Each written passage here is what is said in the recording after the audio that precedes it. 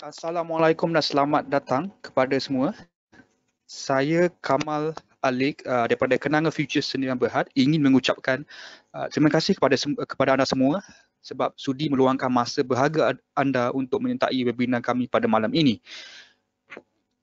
Sebelum kita mula, saya just nak buat sedikit disclaimer bahawa dagangan hadapan dan option melibatkan risiko besar kerana faktor leverage atau manfaat melalui margin di mana ia mungkin tidak seberapa sesuai untuk segelintir pelabur. Webinar ini adalah semata-mata untuk tujuan pendidikan, oleh itu Kenanga Futures Sdn Bhd tidak akan bertanggungjawab sama sekali atas kerugian dan akibat yang timbul daripada penggunaan kandungan webinar ini. Okey, jadi jika anda mempunyai soalan kepada speaker kita, sila kemukakan soalan anda melalui kotak soal jawab dan beliau akan menjawab soalan anda selepas habis pembentangan ini. Okey, jadi tanpa berlengah masa, pada malam ini kita ada Encik Alfi Reza dan beliau akan berkongsi mengenai tajuk pengenalan kepada niaga hadapan minyak sawit mentah ataupun FCPO. Oleh itu, tanpa berlengah masa lagi, saya ingin memulakan webinar kami dengan mengalu-alukan Encik Alfi. Encik Alfi, dipersilakan. Okey. Assalamualaikum warahmatullahi wabarakatuh dan selamat malam semua. Okey, so sebelum saya nak mulakan saya punya presentation ni, saya ingin mengucapkan ribuan terima kasih kepada yang sudi meluangkan masa untuk mendengar kita orang punya presentation. Dan okey, so hari ini saya akan bincangkan mengenai iaitu pengenalan asas dagangan kontrak niaga hadapan minyak sawit mentah ataupun dikenali sebagai FCPO. Okey, so tanpa berlengah lagi kita mulakan kita punya presentation hari ini. Okey, yang ni bahagian disclaimernya, maksudnya apa-apa yang info dalam kita orang punya slide atau presentation ni adalah kita orang tidak mengambil apa-apa tanggungjawab kalau ianya diubah-ubahkan atau dipergunakan untuk cara yang salah. Okey, so kita akan tengok agenda pada hari ini, iaitu kita ada 5 agenda pada hari ini, ialah pengenalan asas niaga hadapan dan diikuti dengan pengenalan kepada minyak sawit mentah, apakah itu kontrak niaga hadapan minyak sawit mentah dan faktor-faktor mempengaruhi harga kontrak minyak sawit mentah dan juga cara berdagang kontrak minyak sawit mentah. Okey, jadi kita akan mula dengan yang topik pertama ataupun agenda pertama, iaitu pengenalan asas kepada kontrak niaga hadapan. Kepada yang bertanya apa itu kontrak niaga hadapan, so kontrak niaga hadapan ni adalah sejenis instrumen derivatif ataupun instrumen yang berisiko tinggi atau pelaburan yang berisiko tinggi. Dan kontrak ini, derivatif ini dia instrumen yang menguruskan pendedahan pelabur pedagang pada faktor untuk kenaikan dan penurunan harga pasaran. So dalam derivatif ni dia ada terdiri pada dua, iaitu futures contract dan futures market. So kita akan tengok kontrak niaga hadapan, iaitu futures contract, dan untuk niaga hadapan futures contract ialah perjanjian untuk membeli atau menjual satu aset asas pada kuantiti dan harga yang dipersetujui pada masa hadapan seperti yang ditetapkan. Dan futures contract ni ataupun kontrak niaga hadapan ni dia didagangkan di pasaran niaga hadapan, iaitu pasaran yang menghubung pembeli dan penjual kontrak niaga hadapan. So jadi contoh-contoh produk derivatif ataupun produk kontrak niaga hadapan ialah mereka mempunyai instrumen asas ataupun dikenali sebagai underlying instrument, di mana harga sebuah kontrak itu berdasarkan underlying instrument ni. So contohnya adalah seperti niaga hadapan indeks, iaitu di Malaysia ada FKLI, dan kalau niaga hadapan saham pula ada single stock futures, stock growth, dan komoditi kita ada FCPO, FPKO semua tu, dan last but not least yang kadar faedah ni ialah interest rate. So interest rate kita ada FMG 5, iaitu Malaysian Government Security 5 years. Okay, so apakah itu senario? Kita akan tengok apakah itu senario kontrak niaga hadapan. So kita akan ambil contoh, iaitu Ali, dia ni seorang peladang buah tembikai dan dia ingin menjual tembikainya pada harga semasa sebab dia risau harga tu akan harga jatuh kan. So So kalau dia punya cara kalau nak dagang kontrak niaga hadapan, dia akan jual kontrak kontrak niaga hadapan tembikar itu dan membelinya pada masa hadapan. Dan Acong pula dia merupakan peniaga buah tembikai. So dia ingin membeli pada harga yang semasa sebab dia risau pembeli ni dia akan risau harga akan naik pada masa hadapan. So dia boleh take opposite punya position, iaitu dia membeli kontrak niaga hadapan dan menjual pada harga masa hadapan. Jadi di antara Ali dan Acong ni akan ada pihak ketiga, iaitu Bursa Malaysia Derivatives yang merupakan sebuah bursa ataupun exchange. Dia akan menghubungkan transaksi Ali dan Acong ni. So dan Bursa Derivatives Clearing House itu sebahagian daripada Bursa Derivatives ni akan menanggung risiko lah kalau Ali dan Acong salah seorang ni tidak memenuhi perjanjian dan tak dapat menunaikan perjanjian dalam kontrak tersebut.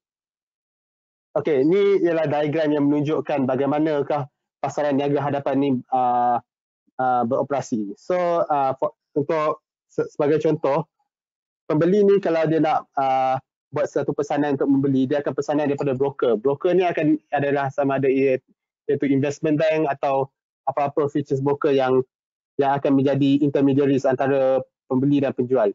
So broker ni akan menghantar transaksi tersebut kepada bursa, iaitu market dagangan di Malaysia, dan flow-nya akan dia akan exchange ni akan meluluskan apa-apa yang transaksi di antara pembeli dan penjual. So sama saja apabila penjual pula membuat pesanan untuk jual, beliau juga akan menerusi broker tersebut dan akan melalui dagangan exchange BMD. Okey, so macam manakah harga kontrak niaga hadapan ditentukan? Ianya seperti harga pasaran saham, harga kontrak niaga hadapan ni dia ditentukan bergantung pada penawaran dan permintaan, iaitu supply and demand produk dasar tersebut. So sebagai contoh, kita ambil kontrak FCPO ni, kontrak niaga hadapan minyak sawit mentah ni, harganya akan naik apabila contohnya keadaan cuaca yang tidak kondusif, so menyebabkan hasil minyak kelapa sawit ni dia berkurangan. So apabila penawaran dan pengeluaran semakin berkurang, so permintaannya akan lebih daripada penawaran dan akan menaikkan harga kontrak tersebut. So kita akan move kepada next punya agenda, iaitu pengenalan kepada minyak sawit mentah, iaitu CPO.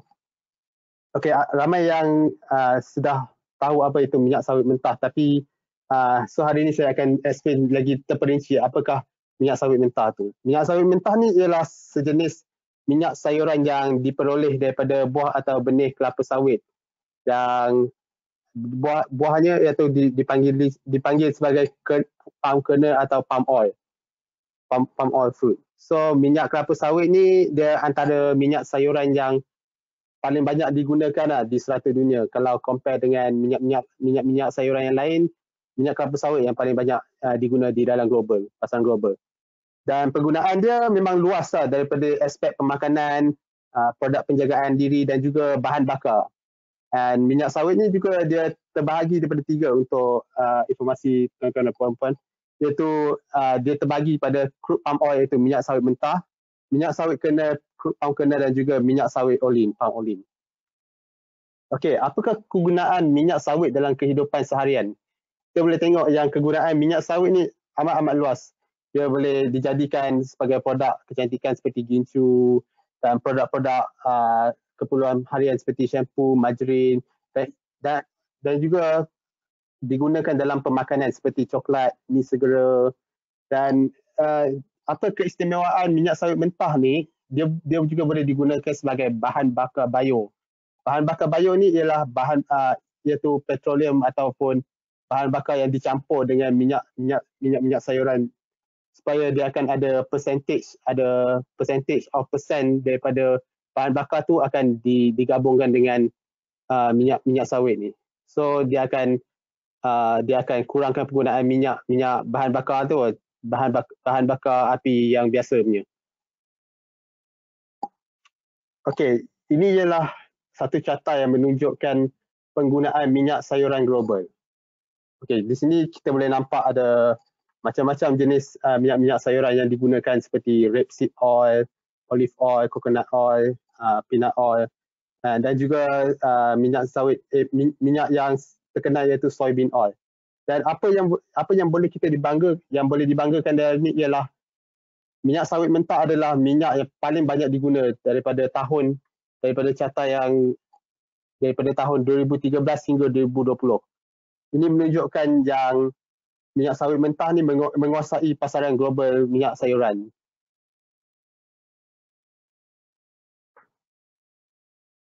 Okay, so kita akan ambil tahu apakah negara pengeluar dan negara pengimport terbesar minyak sawit mentah pada tahun 2020.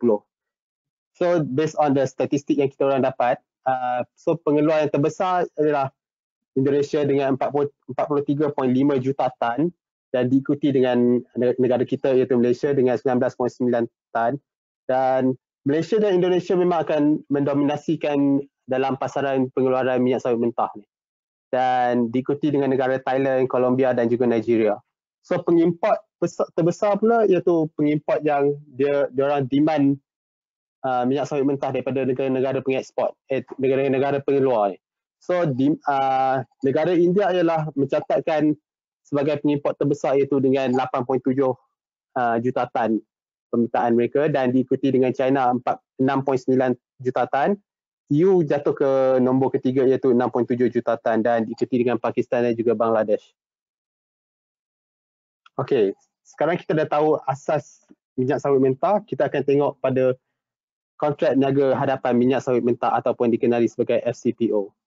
So, kontrak niaga hadapan minyak sawit mentah ni ialah sejenis instrumen derivatif yang berasaskan komoditi. Komoditi itu ialah sesuatu yang berbeza dengan indeks, berbeza dengan saham. Ianya komoditi itu seperti agriculture, seperti energy, seperti precious metals. So dia akan memperolehi nilai daripada aset dasar. Dalam kontrak FCPO ni, dia punya aset dasar ialah minyak sawit mentah. Dan FCPO ni dia merupakan benchmark pada harga pasaran minyak sawit mentah di seluruh dunia lah. Kalau kat exchange lain ada trade niaga hadapan minyak sawit mentah, tapi diorang bukan benchmark. So yang BMD punya adalah benchmark. Dan FCPO punya kontrak ni digunakan sebagai medium untuk mengawal risiko. Dia digunakan sebagai sesuatu instrumen untuk mengawal risiko dalam pelaburan. Dan pelaksanaan kontrak niaga hadapan minyak sawit mentah ni dijalankan secara penghantaran fizikal, iaitu bermaksud jika anda membeli kontrak niaga hadapan minyak sawit mentah, anda akan boleh menerima minyak sawit mentah tersebut secara fizikal. Dan instrumen ini juga memberi pedagang-pedagang global peluang untuk mendapat pendedahan dalam FCPO ni. Diorang boleh menjana keuntungan melalui dagangan, hedging dan juga arbitrage. So yang tertanya apa itu hedging dan arbitrage? Hedging tu ialah satu aktivitas yang dipanggil sebagai lindung nilai, untuk melindung nilai portfolio sesuatu, dan arbitrage ni ialah apabila anda membeli di satu market yang lain dan menjual daripada market yang lain untuk take advantage of price discrepancies itu. Okey, dan yang pentingnya kita kena tengok apakah spesifikasi kontrak niaga hadapan ni. Niaga hadapan minyak sawit mentah ni. So aset dasarnya ialah kita punya minyak sawit mentah, dan saiz kontraknya ialah 25 metric ton. Itu standard set by BMD, dan fluctuation harganya dia ialah RM1, which equals to 25 RM25 untuk setiap kontrak. Maksudnya kalau fluctuation dia 10 tick, kita akan times dengan 25. So bulan kontrak yang didagangkan adalah bulan terkini dan juga 11 bulan yang berikutnya, 11 following months, dan bulan silih ganti hingga 36 bulan berikutnya. So anda boleh trade farman contract lah, boleh kata. Waktu dagangan pula ialah pada Isnin hingga Jumaat, waktu dagangan Malaysia ya, iaitu 10.30 pagi sampai 12.30 petang, itu untuk sesi pagi, dan untuk sesi petang ialah 2.30 petang sampai 6 petang. So hari dagangan pula ialah kontrak akan tamat pada waktu tengah hari ke-15, orang panggil delivery month ataupun harga expiry contract tu. So jika hari 15 tu tersebut bukan hari pasaran ataupun hari cuti, maka hari dagangan yang seterusnya tu akan dijadikan hari dagangan akhir. Dan kaedah penyelesaiannya ialah seperti saya kata tadi, ialah penghantaran fizikal. So kat Malaysia ni ada 3 port yang akan handle penghantaran fizikal minyak sawit mentah ni, ialah Port Klang, Butterworth dan juga Pasir Gudang. Dan so anda mesti sudah tahu yang produk kontrak niaga hadapan ni ialah produk yang leverage. So ianya akan menggunakan margin. Margin ni dia macam sesuatu performance bond di mana anda akan meletakkan sejumlah wang untuk mengawal sesuatu kontrak tu. So untuk trade FCPO ni anda cuma memerlukan 5,500 untuk satu lot. So yang 5,500 ni berdasarkan 24 Februari 2020 dan ditetapkan oleh Bursa Malaysia Derivatives. Dan harga marginnya akan boleh berubah tapi akan set by bursa sendiri.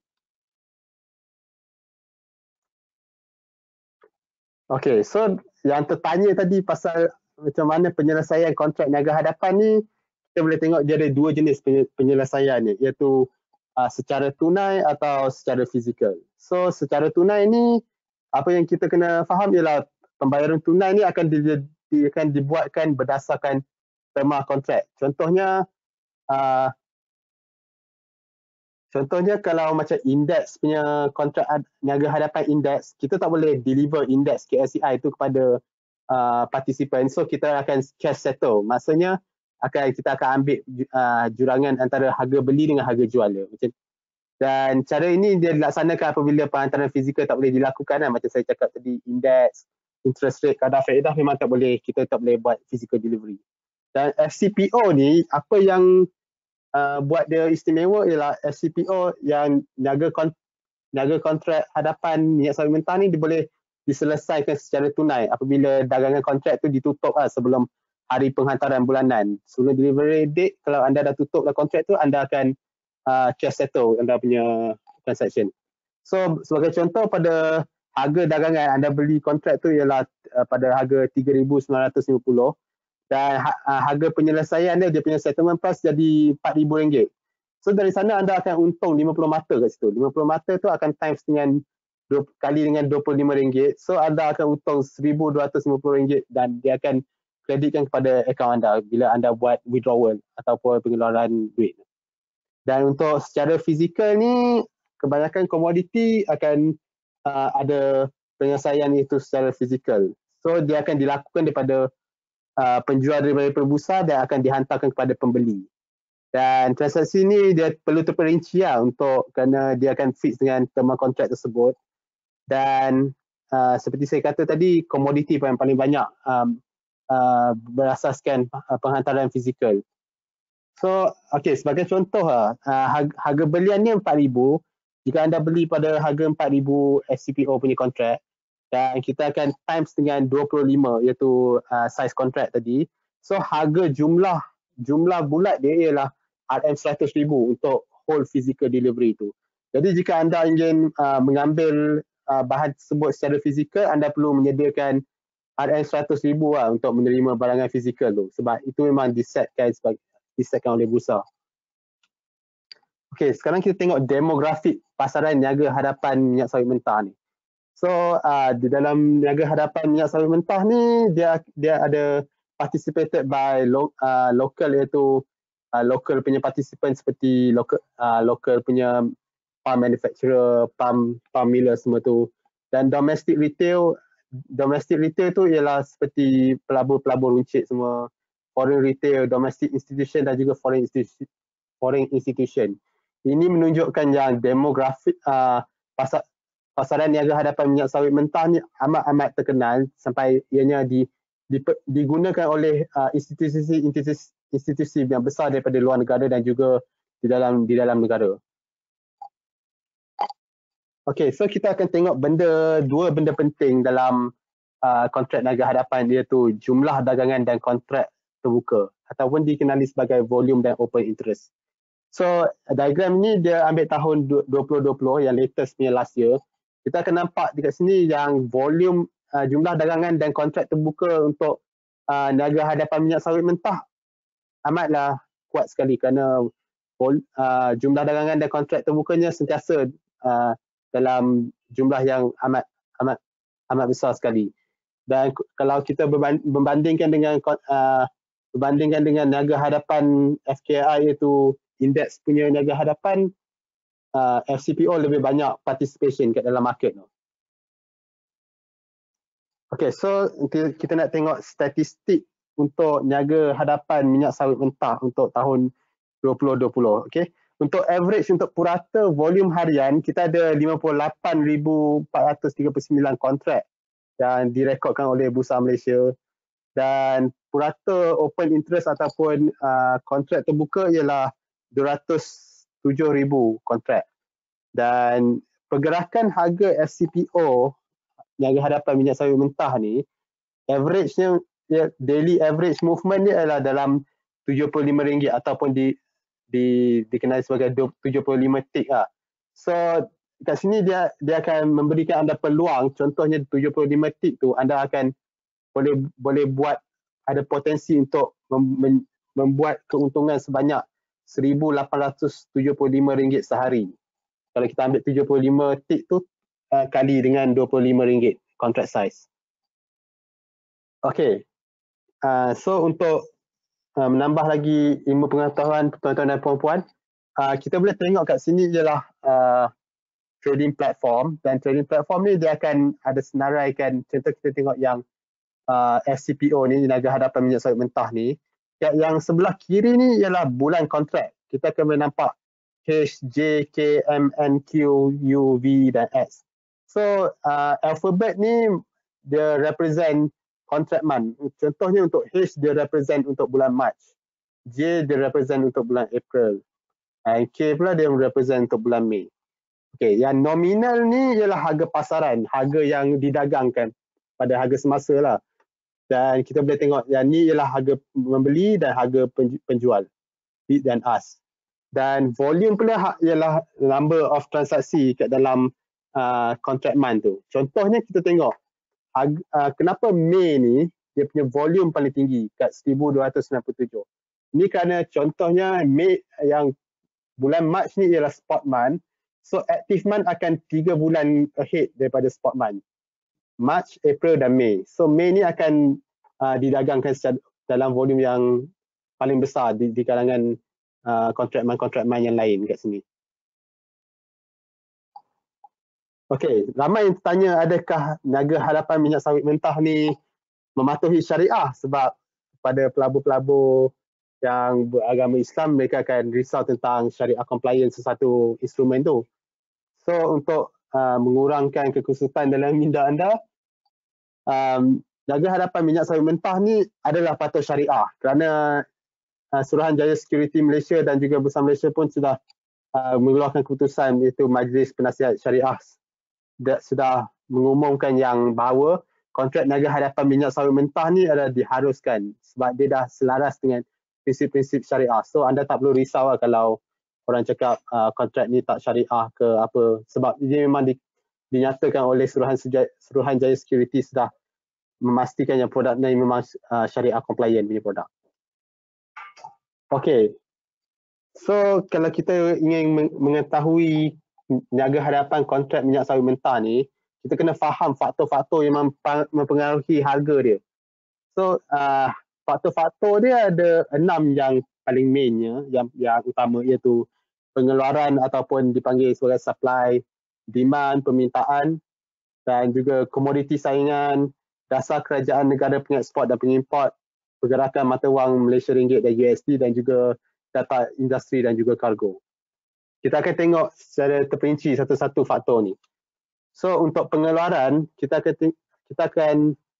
kena faham yang pengeluaran ni ialah dikenali sebagai penawaran minyak sawit, berapa yang ada ke dalam market offered at that time. So dia bergantung pada faktor cuaca dan faktor buruh. Okay, so kalau contohnya cuaca tak berapa baik kan, so pengeluaran minyak sawit mentah ni dia akan berkurang. Contohnya hujan, so pengeluaran minyak sawit ni dia kurang sebab apabila hujan tu buruh tu nak ekstrak minyak sawit tu, dia akan mengalami disruption kat situ. So penawaran dia tak begitu banyak dan harga FCPO pun akan naik based on pengeluaran yang sikit. Okay, boleh tengok kat sini contohnya yang penuaian, harvesting. So setiap komoditi dia akan ada satu musim, iaitu musim harvesting period, di mana akan ada proses untuk mengutip buah-buah kelapa sawit ni. So ini memerlukan cuaca yang kondusif. Tak boleh cuaca macam hujan tu, sebab dia akan disrupt every operation kat dalam harvesting tu. Dan dalam tenaga buruh pula, bila tenaga buruh kekurangan, seperti biasa pengeluaran juga akan menjadi perlahan lah, sebab kat dalam ladang sawit tu perlu ada tenaga buruh yang mencukupi untuk melakukan setiap penuaian dan juga tanaman, benda-benda yang melibatkan operation dalam tu.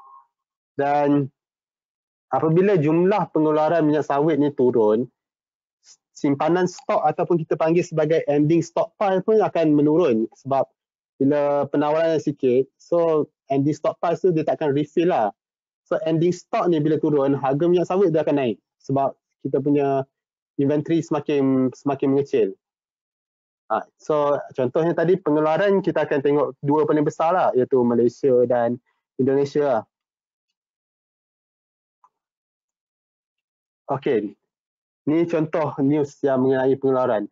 So untuk news ni kita boleh tengok yang kat sini ditulis palm planters make urgent appeal to government. Maksudnya pengeluar minyak sawit ni diorang akan appeal untuk government untuk membenarkan buruh diorang bekerja pada waktu pandemik ni. So apabila buruh diorang bertambah, kat situ pengeluaran akan bertambah dan harga CPO pun akan jatuh lah.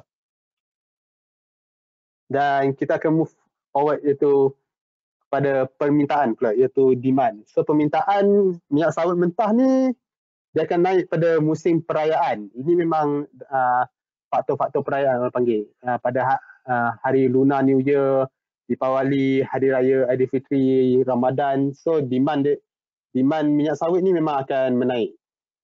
So yang pengimport besar dia normally ada 3 paling besar yang so far, which is India, China dan juga Eropah. Dan untuk pedagang-pedagang, diorang boleh mengikutlah perkembangan ekonomi dan permintaan daripada negara-negara pengimport ni lah. Sebab kita kena tengok diorang punya ekonomi macam mana. Kalau ekonomi diorang baik, diorang akan demand more kita punya minyak sawit mentah. So benda-benda faktor-faktor macam ni memang kita kena pantau sebagai seorang pedagang. Dan kemelesetan ekonomi global juga akan memperlahankan permintaan makanan. Contohnya sekarang pandemik, apabila negara-negara pengimport buat lockdown, diorang tak boleh bawa masuk kita punya minyak sawit mentah tu, dia akan kurangkan permintaan kat situ. Sebab bila lockdown tu, restoran, apa-apa aktiviti akan dikurangkan. So kat situ demand akan turun secara paralel. Okay, ini news mengenai permintaan. So kat sini kita tengok yang belah kiri, iaitu India diorang import lebih kita punya minyak sawit mentah sebab diorang punya stock depleted. Maksudnya diorang punya inventory tu tak cukup untuk cater diorang punya demand dalam negara tu. Sebab tu diorang kena import lebih daripada negara kita. Dan yang sebelah kanan ni kita boleh tengok vaccination plan untuk boost palm plantation industry. Maksudnya vaccination plan ni apabila sekarang program vaksin ni semakin dijalankan, so kat situ kita punya MCO ataupun kita punya lockdown semua ni akan lebih longgar lah. So akan longgar, akan banyak operasi akan start bermula operation balik, dan situ adalah permintaan minyak sawit mentah. Dan faktor seterusnya ialah komoditi saingan. So minyak sawit mentah ni dia ada komoditi saingan ataupun orang panggil sebagai rival atau competing oil. So kita boleh tengok yang pertama paling dia punya rival ataupun kita panggil musuh komoditi ni ialah US soybean oil, iaitu traded, dia didagangkan di Chicago Board of Trade kat US ni. So yang US soybean oil ni yang pengeluar dia mostly di Amerika Syarikat, di South America, Argentina dan juga Brazil semua tu. dan mereka merupakan komoditi saingan yang paling kuat kepada minyak sawit mentah. Dan kita boleh tengok yang komoditi saingan lain ialah seperti China palm oil ni, RBD palm oil, China soybean oil, China rapeseed oil, India crude palm oil, crude canola dan juga US West Texas Intermediate. So kepada yang bertanya kenapa US West Texas Intermediate crude oil ni merupakan komoditi saingan, ini kerana kita punya minyak sawit mentah juga digunakan sebagai biodiesel iaitu bahan bakar bio dan harga dia pun akan track harga US West Texas crude oil ni. Sebab apabila harga minyak West Texas Intermediate ni naik, kita punya minyak sawit mentah akan jadi lebih menarik kepada pembeli-pembeli luar sebagai biodiesel punya alternatif, biodiesel feedstock ataupun orang panggil. So setiap minyak-minyak komoditi saingan ni diorang akan didagangkan pada pasaran atau bursa tersendiri.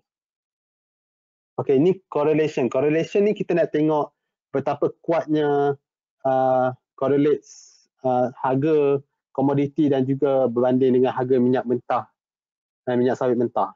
Dan di antara semua harga-harga minyak komoditi ni, soybean oil di Chicago Board of Trade mempunyai korelasi yang paling tinggi iaitu 0.279. Ini menunjukkan yang harga minyak soybean oil di Chicago Board of Trade ni amat mempengaruhi harga minyak sawit mentah. So kalau contohnya harga soybean oil ni naik, harga minyak sawit mentah pun akan naik sebab dia akan track. Sebab diorang dua ni macam strong rival lah. So yang soybean oil ni akan always maintain dia punya premium, dia punya harga lagi tinggi daripada harga minyak sawit mentah kita. Itu yang buat kita punya minyak sawit mentah lebih menarik kepada pengguna-pengguna global ni. Okay, next punya faktor ialah dasar kerajaan.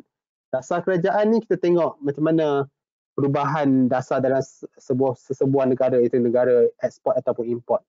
So Malaysia ni dia bergantung pada industri ekspor lah untuk kukuhkan ekonomi negara. So kalau contohnya kerajaan dia merendahkan cukai ekspor, demand untuk minyak sawit mentah daripada luar negara pun akan naik sebab cukai ekspor tu dah menurun. Dan perubahan dasar ni pun dia boleh berlaku kat negara-negara pengimport. Contoh kalau India dia naikkan dia punya import levy sebab untuk support dia punya sendiri punya vegetable oil punya mandate. So dia akan kurangkan demand sebab dia orang dah naikkan tax untuk import dalam negara sendiri. Okay, ini contohnya, contoh newsnya ialah seperti government ni dia increase cess on palm oil daripada RM14 jadi RM16 per ton. Ini untuk contoh untuk negara import, India ada tax hike dia punya crude palm oil imports untuk cut shipments sebab dia nak depends more on dia punya sendiri punya vegetable oil. Okay, ni faktor yang menarik iaitu faktor pergerakan mata wang NYR dan juga USD. So sebab harga minyak sawit ni dia didominasikan melalui mata wang ringgit. Jadi pergerakan mata wang Malaysia dengan USD ni main peranan yang sangat besar dalam harga minyak sawit mentah ni. Contohnya apabila mata wang kita semakin kukuh, permintaan minyak sawit mentah tu akan mengalami ketidakstabilan ataupun menurun sebab harga dia jadi semakin mahal sebab kita punya mata wang ringgit semakin kukuh. Dan apabila mata wang ringgit ni kukuh, negara-negara seperti India, Pakistan, mereka amat sensitif terhadap kenaikan harga minyak sawit. So apabila harga mata wang kita kukuh, harga minyak sawit mentah akan jadi mahal. So diorang akan import kurang berbanding macam mana diorang import yang dulu sebab diorang sangat sensitif terhadap pergerakan harga mata wang ringgit kita. Dan vice versa, kalau ringgit kita merosot, permintaan akan naik sebab demand daripada negara-negara luar juga akan naik kerana harga minyak sawit mentah akan jadi lebih murah. Okay, ini contoh news dia iaitu macam mana palm oil kita boleh menaik sebab supply worry dan ringgit fall. Ringgit fall tu kemerosotan ringgit. Okay, kita kena memantau data-data atau angka penting mengenai minyak sawit mentah ni sebab data-data dan angka penting ni dia akan menunjukkan direction market tu, mana market tu akan pergi. So contohnya kita kena tengok cargo export, iaitu dia ada 3 je kat sini. Ada NSPAC, SGS dan juga ITS. Dan cargo export ni dia akan keluar setiap 10 hari bulan, betul 5 hari berikutnya. Contohnya kalau bulan Mac ni dia akan keluar 10 Mac, 15 Mac, 20 Mac, 25 Mac dan 31 Mac. So secondnya kita kena tengok pandangan tahunan daripada persidangan industri seperti POC ataupun GAPKI. So POC ni, Palm Oil Conference ni, dia ialah satu sidangan industri lah. Dia memang dibuat dalam Malaysia, dan GAPKI ni palm oil industry untuk Indonesia. So dua ni ialah pengeluar terbesar, so kita kena monitor dia punya apa-apa pandangan dia orang. Dan ketiga ialah MPOB data, Malaysia Palm Oil Board. So MPOB data ni dia akan keluar pada awal setiap bulan. Maksudnya 10 hari ke-10. 10 setiap bulan dia akan keluar, iaitu dia akan keluar data yang merangkumi production, export, ending stockpiles dan juga import. So kita tengok, yang paling penting kita kena tengok production dan juga ending stockpile, sebab ending stockpile ni ialah stok simpanan. Dia kena, kalau harga nak naik, ending stockpile ni kena lower. Kalau ending stockpile ni tinggi, harga pun akan jatuh lah, junam.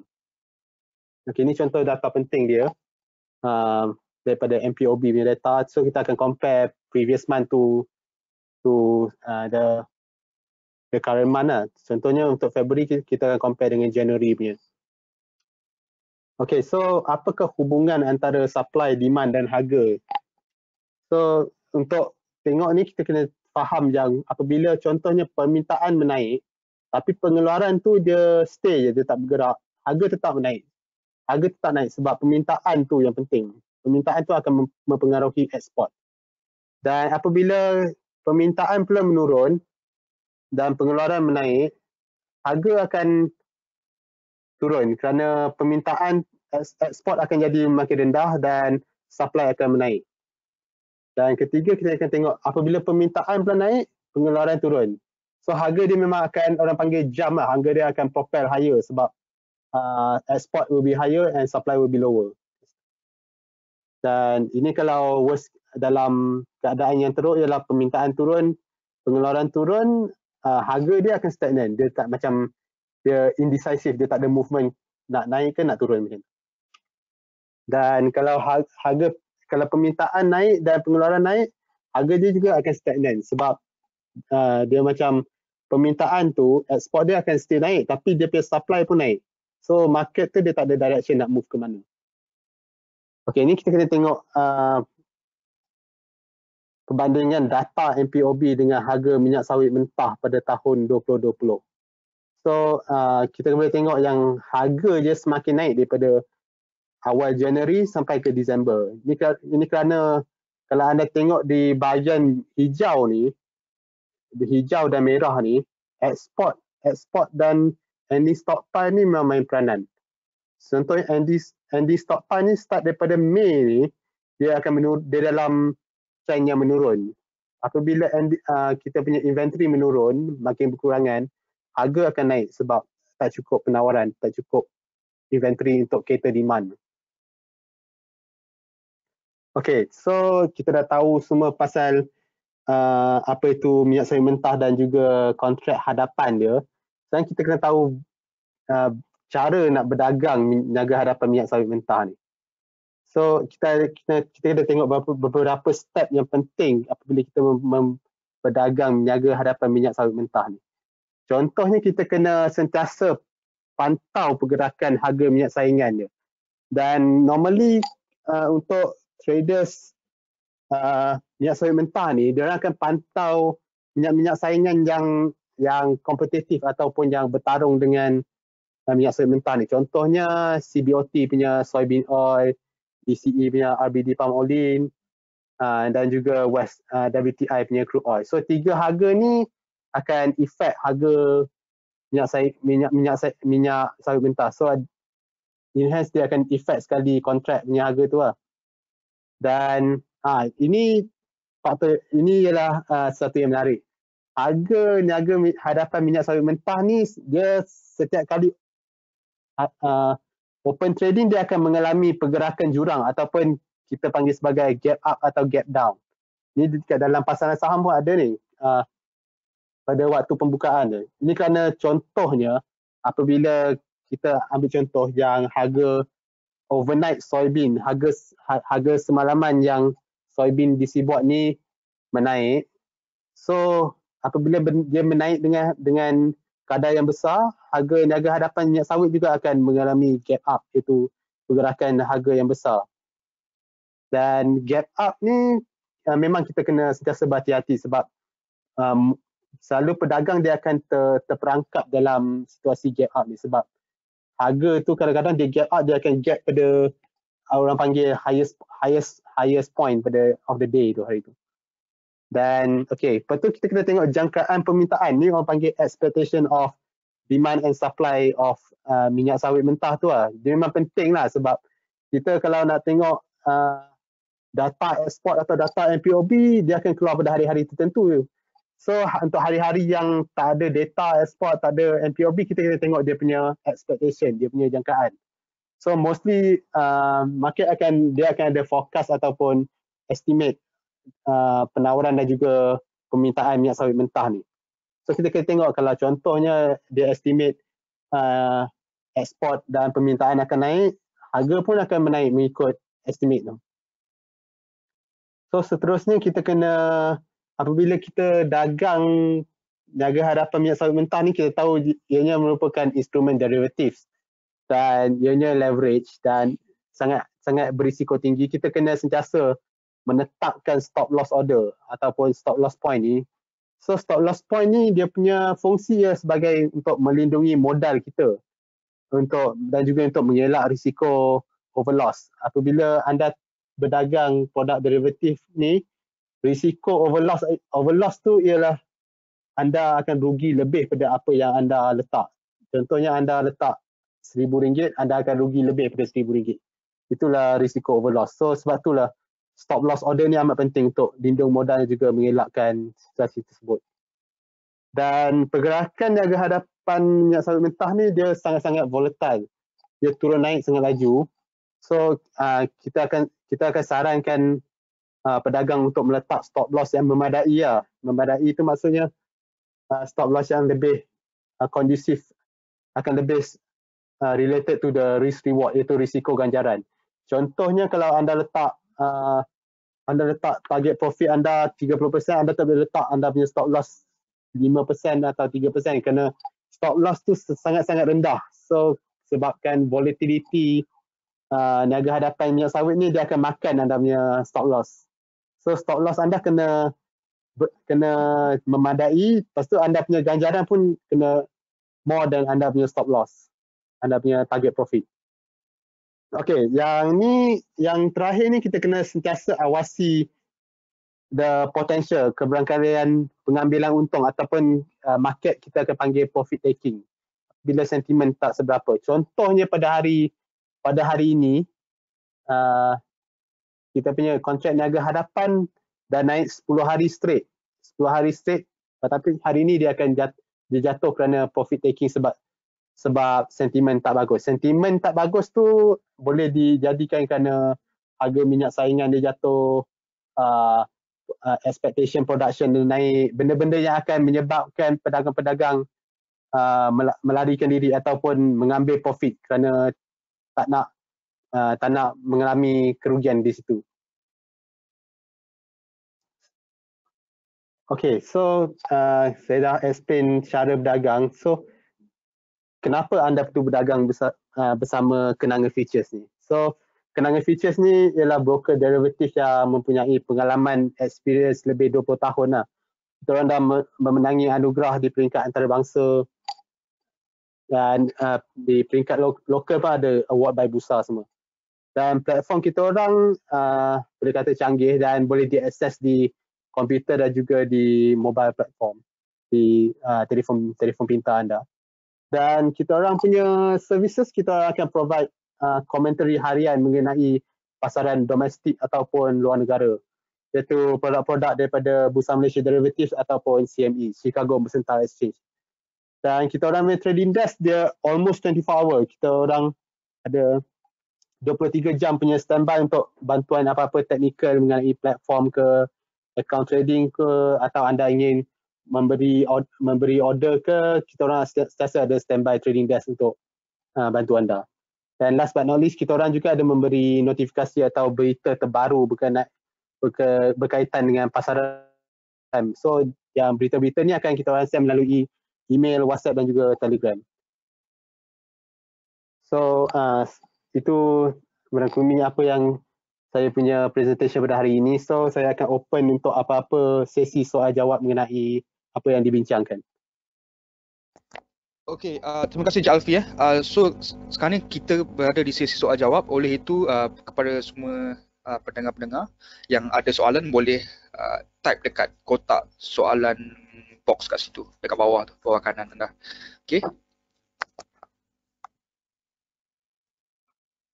Okey.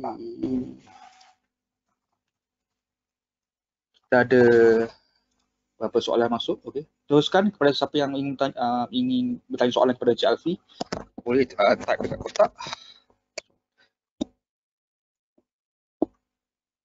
Okey, kita ada satu soalan daripada Tengku Muhammad Zaidan.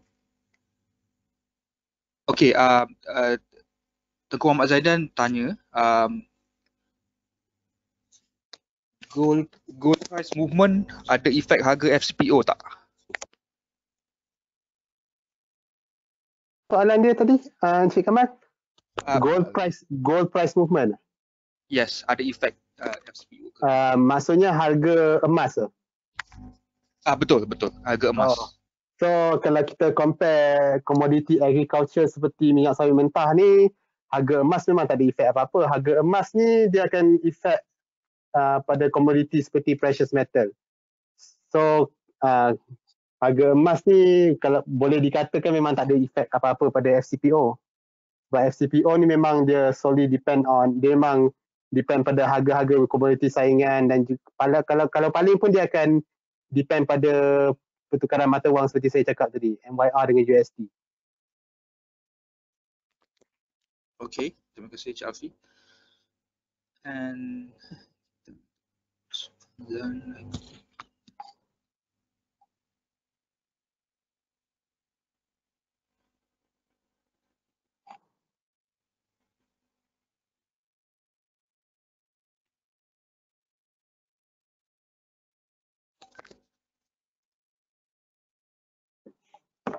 Okey, ada soalan lagi daripada Encik Tengku lagi.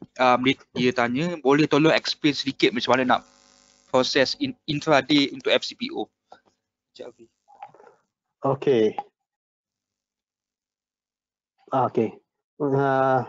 Proses intraday untuk FCPO ni maksudnya anda mengambil keputusan untuk berdagang secara intraday. Hari ni masuk, hari ni keluar. So benda yang paling simple kalau nak tengok intraday ni, kita kena master dua benda lah. Kalau kita nak tengok dia punya significant price movement, kita kena tengok dia punya fundamental aspect, iaitu harga komoditi saingan, harga overnight dia. Sebab kita akan buka pada 10.30 pagi. 10.30 pagi tu waktu bukanya dagangan tu. Kita kena tengok harga semalam, harga komoditi di US. Harga minyak soybean oil dia orang dengan harga WTI crude oil. So kat situ dia akan effect harga intraday. Itu yang saya akan cerita kenapa intraday ni apabila anda salah masuk, anda akan terperangkap dalam gap up atau gap down. Sebab harga overnight, harga minyak saingan dia akan effect terus pada waktu pembuka tu.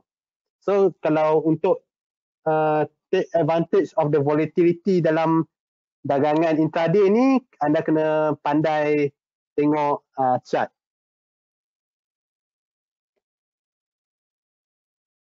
Okey, kepada siapa lagi yang ada soalan, sila. Sebelum tu soalan-soalan yang berkaitan dengan account dan kos semua tu anda boleh email kepada BCRM sebab kita boleh jawab soalan tu.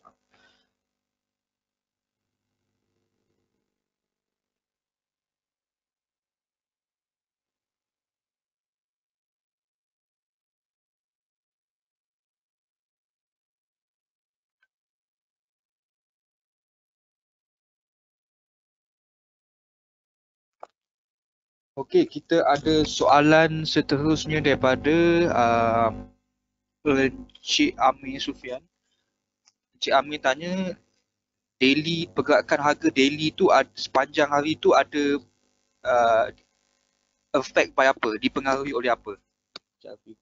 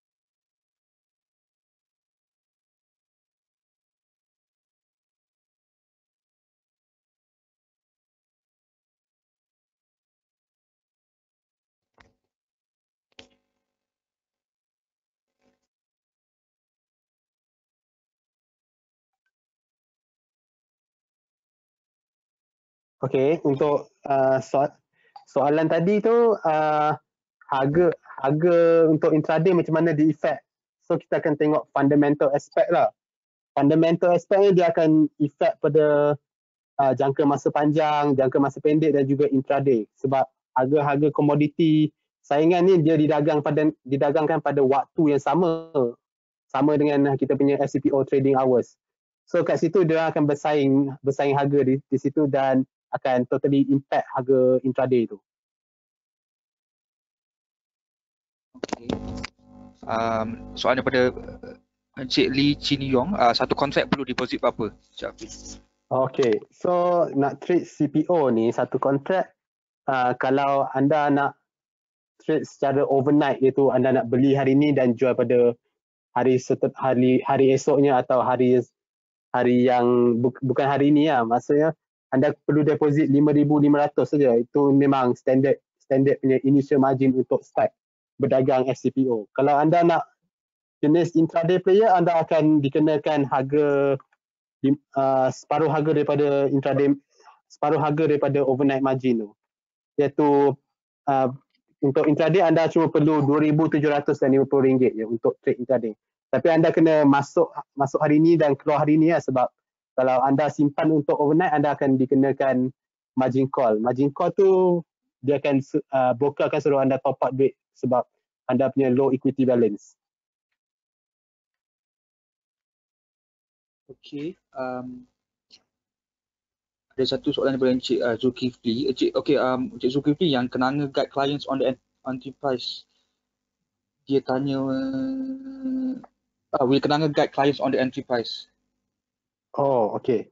For entry price tu, kita orang tak ada bagi exact entry price, tapi dalam kita orang punya komentari harian, kita orang ada bagi strategi macam mana. Strategi kita orang ni ada disclaimer. So, boleh situ Encik boleh ikut apa strategi kita orang. Contohnya kita orang punya call hari tu, kita orang jangka harga akan naik, kita orang akan bagi buy call. So, dia bukan actually buy call lah. Dia macam satu strategi Encik boleh mengikut strategi kita orang, sebab kita orang akan pakai strategi support dan resistance. Encik akan boleh beli di harga support dan jual di harga resistance. Kita orang tak bagi exact entry price sebab exact entry price tu tak ada orang boleh predict benda tu. Okay.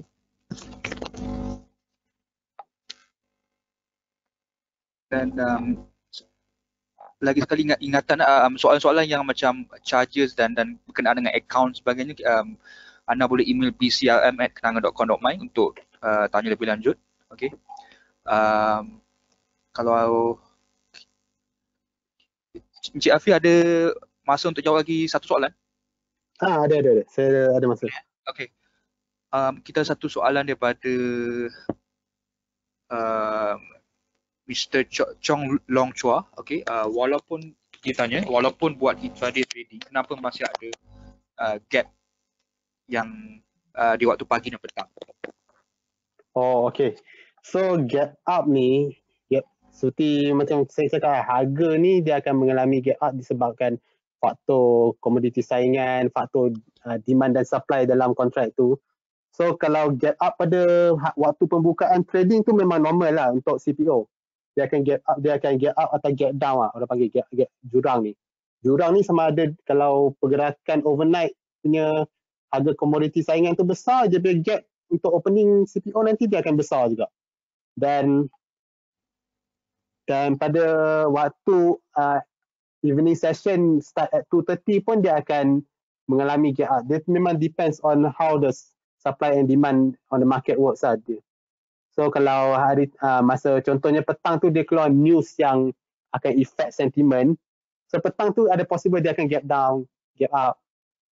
So memang tu benda tu memang normal. Sebab tu lah CPO punya volatility ni dia consider tinggi lah. Dia punya volatility is around 30% hingga 46% dia punya volatility CPO ni. Kalau banding dengan indeks punya niaga hadapan, memang CPO punya volatility lagi, orang kata lagi gila lah. Tapi sebab volatility tu dia present peluang untuk membuat duit dia, kalau kita pandai tengok chart semua tu.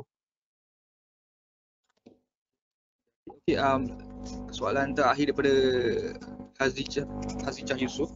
FCPO ni sesuai untuk short term atau long term investment atau hanya sesuai untuk short term sahaja? Oh, untuk short term dan long term ni memang depends on preference penabur atau pedagang tu. Contohnya kalau kita jenis yang takut untuk mengambil risiko, kita boleh try short term sebab short term ni kita boleh exit cepat. Tapi dia punya profit, dia punya keuntungan tak adalah besar macam long term. Contohnya long term ni, kalau anda jenis bullish on the long term view, anda expect harga dia naik. So kalau pada long term punya movement tu, anda akan mengalami keuntungan yang lebih banyak daripada intraday sebab anda mengambil risiko yang lebih besar pada long term ni. Sebab anything boleh happen dalam long term ni. Okey, terima kasih Encik Alfi. Okey, dan dengan itu sekian sahaja webinar kami pada malam ini.